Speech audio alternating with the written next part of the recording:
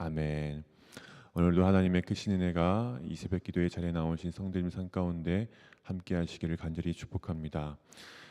기대가 크면 실망도 큰 법입니다. 앞서 히스기야 왕은 다윗의 모든 행위와 같이 여호와 보시기에 정직하게 행했으며 지금까지 유다 여러 왕 중에 그러한 자가 없다는 평가를 받은 왕입니다. 그런 히스기야의 뒤를 이어서 그의 아들 므낫세가 왕이 되었습니다. 므낫세는 12살 아주 어린 나이에 이 왕으로 세워졌죠. 그리고 그의 아버지 히스기야와 약 10년 동안 같이 나라를 통치하게 됩니다. 그래서 므낫세에게 더 큰 기대가 되는 것이죠. 근데 그렇게 10년이 지난 후 그의 나이 약 22살 때 므낫세가 단독으로 나라를 다스리게 되는데 어째서인지 그의 아버지 히스기야와는 정반대의 길을 걸어가게 됩니다. 므낫세는 다시 이 친아수르 정책을 가지고 나라를 다스리게 되죠. 그렇다 보니 자연스럽게 이 아수르의 정치, 경제, 종교 이것의 문화의 지배를 받게 되고 종교적으로도 이방 우상을 받아들이게 됩니다. 그렇게 약 55년 동안을 우상을 섬기며 나라를 다스렸던 것이죠. 므낫세가 유다 왕 중에서 가장 오랫동안 나라를 다스리게 됩니다. 근데 문제는 가장 오랫동안 나라를 다스리면서 가장 악한 죄를 많이 지었다는 것입니다. 그의 첫 번째 죄가 뭡니까? 3절에 보면 그의 아버지 히스기야가 헐어버린 산당들을 다시 세운 것입니다. 여러분, 산당이 뭡니까? 문자적으로 높은 곳이라는 것을 의미하는데, 이 민수기 25장과 예레미야 19장에 보면 이 가나안 족속들이 이 높은 곳에 올라가서 거기서 제단을 쌓고 우상을 숭배하고 예배를 드림으로써 자기들이 믿는 신과 더 가까워지기를 바랬던 곳이 바로 이 산당입니다. 그래서 그 높은 곳에서 우상들이 좋아하는 온갖 음행을 행할 뿐 아니라 어린이들을 제물로 불사르는 그런 범죄도 서슴지 않았죠. 그래서 하나님께서 이스라엘이 이 가나안에 들어가게 되었을 때 당시 가나안 족속이 섬기던 우상을 파괴하고 산당을 허물라고 명령하셨던 것입니다. 근데 가나안에 들어간 이스라엘은 남북 왕조가 멸망할 때까지 오히려 더 많은 산당들을 건축했고 그곳에서 우상을 숭배하면서 이방인들의 그 가증한 행위를 본받아 행하게 되죠. 그러다 중에 히스기야가 종교 개혁으로 이 산당들을 허물었는데 지금 이 산당을 므낫세가 다시 세운 겁니다. 므낫세는 그의 아버지 히스기야의 종교 개혁을 완전히 수포로 돌아가게 한 아주 결정적인 죄를 지른 것이죠. 므낫세의 두 번째 죄는 아합의 행위를 따라 바알과 아세라를 숭배하는 것입니다. 가장 악한 왕으로 평가받는 아합의 죄를 그대로 따라가는 것이죠. 그러면서 농토와 이 소출을 주관하는 풍요의 신인 바알과 아세라를 섬기게 됩니다.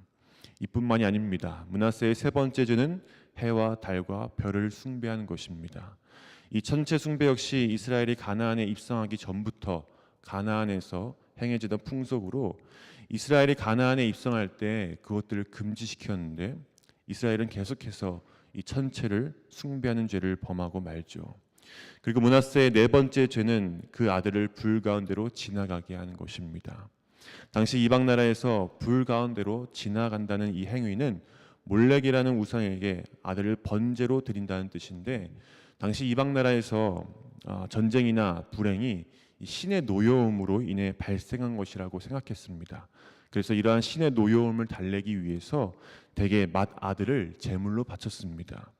이러한 끔찍한 죄를 이 므낫세가 그대로 행한 것이죠. 그리고 그의 다섯 번째 죄는 점을 치며 사수를 행하며 신접한 자 박수를 신임했다는 것입니다. 그러니까 므낫세는 나라의 중요한 일들을 주술적인 방법으로 결정했고 신접한 자와 박수를 중용해서 국사를 의논했다는 것이죠. 레위기 19장과 20장에 나타난 이 모세의 율법에 보면 신접한 자와 박수는 이스라엘에서 죽임을 당해야 할 자들입니다. 근데 므낫세는 지금 여호와를 놔두고 그런 자들하고 같이 나라를 다스리고 있는 것입니다. 그리고 그의 마지막 죄는 아세라 목상을 성전 앞에 세운 것입니다. 그동안 아무리 악한 왕일지라도 성전 안에 우상을 세워놓은 적은 없었습니다. 왜냐하면 이 성전은 하나님의 임재를 상징하는 곳이고 또 하나님의 영광이 드러나는 곳입니다. 그래서 아무리 타락한 왕이라도 보통 이 성전 맞은편 언덕이나 다른 곳에 세웠는데 지금 이 므낫세는 대담하게도 성전 안에 우상을 세워놓은 것이죠. 지금까지 므낫세가 지은 죄만 봐도 그가 얼마나 극심하게 타락했는지를 알 수가 있습니다. 지도자가 타락했으니까 당연히 그 지도자가 다스리는 그 백성들도 타락했겠죠. 9절에 보면 백성들이 므낫셋의 꿰을 받아서, 여기서 꿰을 받았다는 것은 길을 잘못 가다라는 뜻인데, 므낫세의 잘못된 길을 따라간 백성들의 죄가 이스라엘 자손 앞에서 멸하신 여러 민족보다 더 심하다고 말합니다. 왜냐하면 이 가나안 족속이나 여러 이방 나라들은 하나님의 말씀을 잘 모르는 상태에서 죄를 저질렀지만 이 유다 백성들은 하나님의 말씀을 들었고 또 선지자를 통한 경고의 말씀을 계속해서 들었음에도 불구하고 죄를 저질렀기 때문에 그 죄가 이방인들의 죄보다 더 심각하다는 것입니다. 그래서 12절에 하나님께서는 유다에게 이 멸망의 심판을 내리시기로 하죠. 두 귀가 울릴 정도로 지금까지 들어보지도 못한 아주 공포스러운 심판을 듣게 된다는 것입니다. 이것은 철저히 13절에 기록된 것처럼 줄과 추라는 기준으로 하나님께서 심판하시는 것입니다. 하나님은 말씀과 율법이라는 젠 줄과 추를 가지고 정확하게 죄를 심판하십니다. 하나님의 기준은 다름 아닌 말씀입니다. 말씀을 순종하고 그 말씀을 붙잡고 살아가는 자는 하나님의 심판을 멸할 수 있습니다. 그리고 하나님은 그 말씀을 붙잡고 살아가는 자들을 통해서 하나님의 일을 이루십니다. 오늘 말씀에도 보면요, 이 므낫세가 55년간 나라를 완전히 죄 가운데 빠뜨려 놓고 죽게 되자 그의 아들 아몬이 왕이 됩니다. 근데 이 아몬 왕도 그의 아버지를 따라서 악을 행하게 됩니다.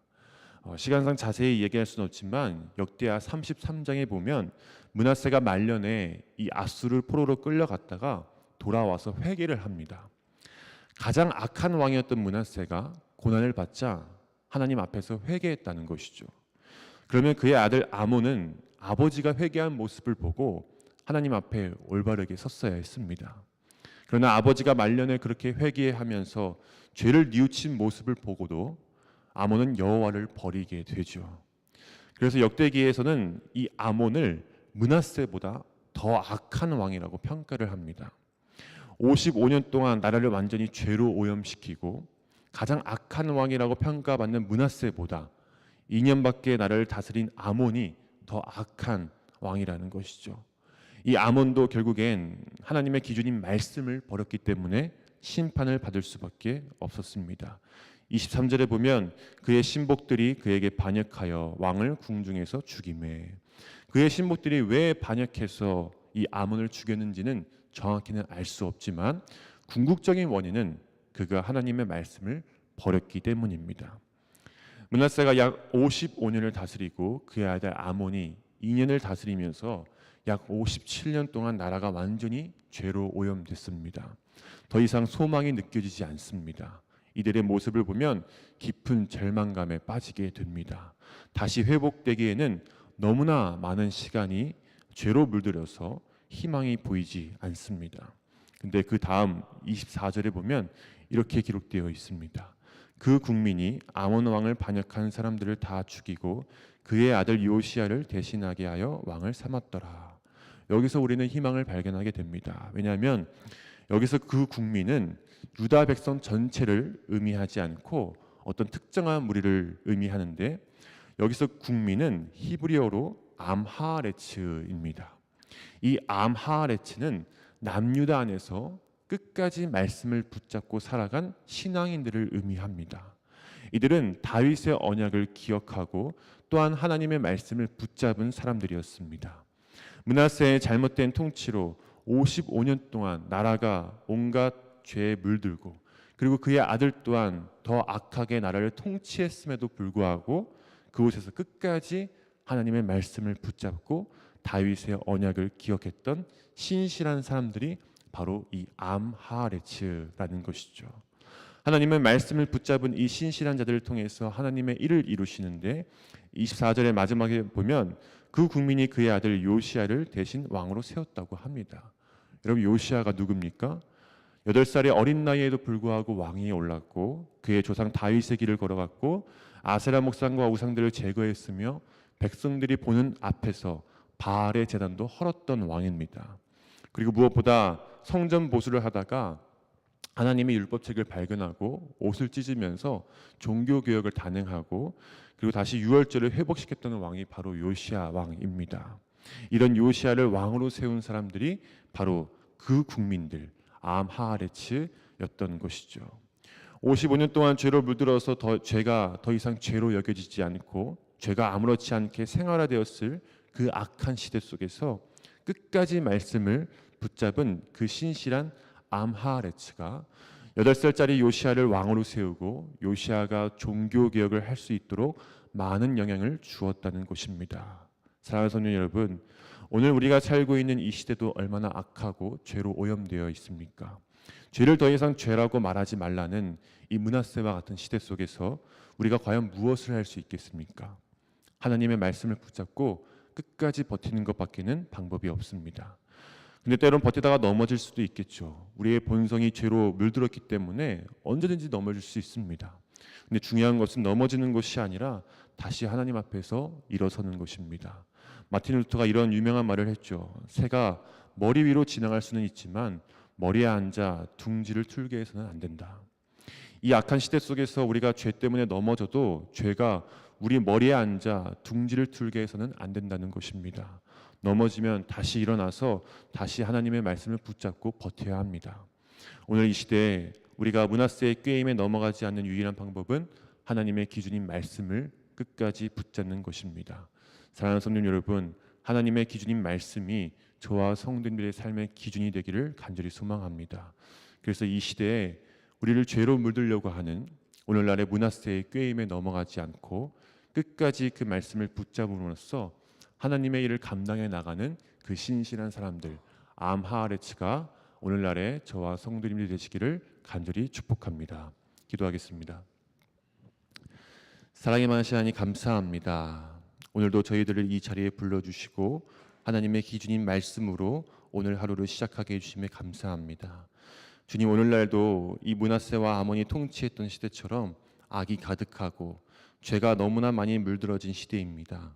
주님, 이 시대 속에서 우리가 할 수 있는 것은 오직 하나님의 말씀을 붙잡고 버티는 것인 줄로 믿습니다. 이 악한 죄에 물들지 않도록 우리에게 능력을 주시고 지혜를 주셔서 날마다 말씀으로 끝까지 버텨서 하나님께 쓰임받는 우리 모두가 되게 하여 주시옵소서. 이 시간 각자의 기도 제목을 가지고 주님 앞에 나왔습니다. 기도하는 모든 제목들 주님께서 다 아시오니 부르짖는 그 기도에 응답하여 주시고 풍성한 열매를 허락하여 주셔서 오늘 이 기도의 자리가 하나님의 살아계심을 증거하는 복된 자리가 되게 하여 주시옵소서. 모든 것 감사드리며 살아계신 예수님의 이름으로 간절히 기도드렸습니다. 아멘. 하늘에 계신 우리 아버지여, 이름이 거룩히 여김을 받으시오며 나라가 임하시오며 뜻이 하늘에서 이루어진 것 같이 땅에서도 이루어지이다. 오늘 우리에게 일용할 양식을 주시옵고 우리가 우리에게 죄 지은 자를 사하여 준 것 같이 우리 죄를 사하여 주시옵고 우리를 시험에 들게 하지 마시옵고 다만 악에서 구하시옵소서. 나라와 권세와 영광이 아버지께 영원히 있사옵나이다. 아멘.